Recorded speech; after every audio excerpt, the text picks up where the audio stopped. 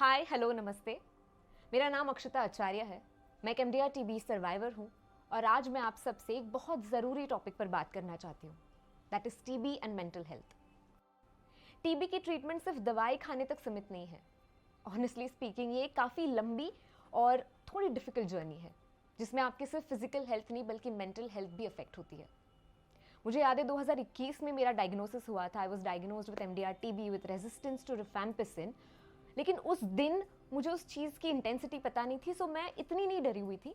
But eventually I think after 6 months, मुझे याद है it was 31 December, new year's eve थी, और मेरी तबीयत इतनी ख़राब हो गई थी कि मेरे पेरेंट्स मुझे अस्पताल लेके गए। डॉक्टर्स ने कहा मुझे हॉस्पिटलाइज करना पड़ेगा। I was in so much pain, बहुत तकलीफ़ में थी मैं, बहुत रो रही थी।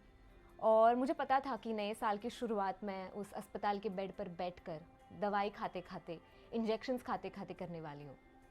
और उस दिन पहली बार मुझे लगा, मैं ही क्यों, वाई मी। तो जाहिर सी बात है कि ये जो ट्रीटमेंट की जो एक लंबी ड्यूरेशन है, it's very very physically and mentally challenging. रोज़ उठकर इतनी सारी दवाइयाँ खाना जिनके साइड इफ़ेक्ट्स भी बहुत ज़्यादा ब्रूटल है, it is not an easy task. लेकिन ट्रीटमेंट के वक्त मुझे पता चला, बहुत बहुत महीनों बाद एक्चुअली पता चला कि ये साइड इफ़ेक्ट सिर्फ फिजिकल नहीं है बल्कि मेंटल हेल्थ भी आपकी बहुत ज़्यादा इम्पैक्ट करती है इसमें।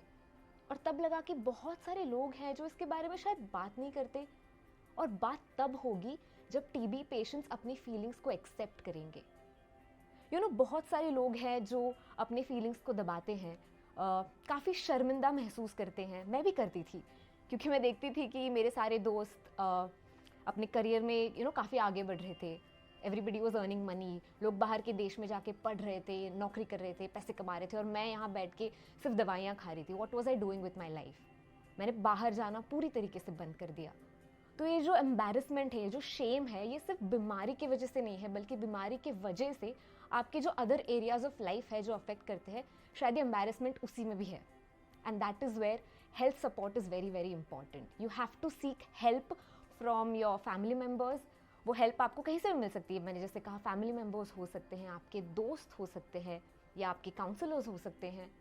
मैं काफ़ी फॉर्चुनेट थी क्योंकि मुझे वो एक सेफ स्पेस मेरे पेरेंट्स ने दी, और शायद उसी के साथ साथ योगा, मेडिटेशन, ये सारी चीज़ें मैंने अपनी ज़िंदगी में अपनाई जिसका एक पॉजिटिव रिजल्ट मुझे आज तक मिल रहा है।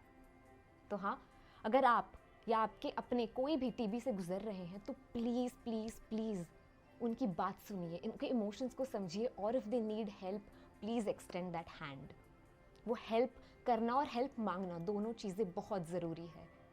मैं ये समझती हूँ टीबी और उसके साइड इफ़ेक्ट्स को मैनेज करना बहुत डिफ़िकल्ट है, लेकिन प्लीज़ आप अकेले नहीं हो।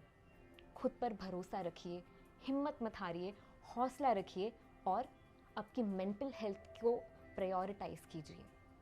सो I think with this we can all heal together, अंदर से भी और बाहर से भी।